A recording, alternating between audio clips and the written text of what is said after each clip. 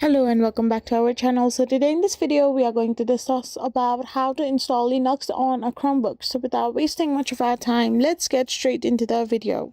So you can simply install Linux on a Chromebook using the built-in Linux development environment, a secure and officially supported feature known as Crostini. So the process is very straightforward and keeps existing ChromeOS installation intact. So first of all, you need to turn on your Linux. After this, you need to set up a wizard that will help you set up your Linux account. So you need to simply click the next to proceed, choose a username for your Linux environment, then allocate a disk space. After this, you need to click install and start using Linux.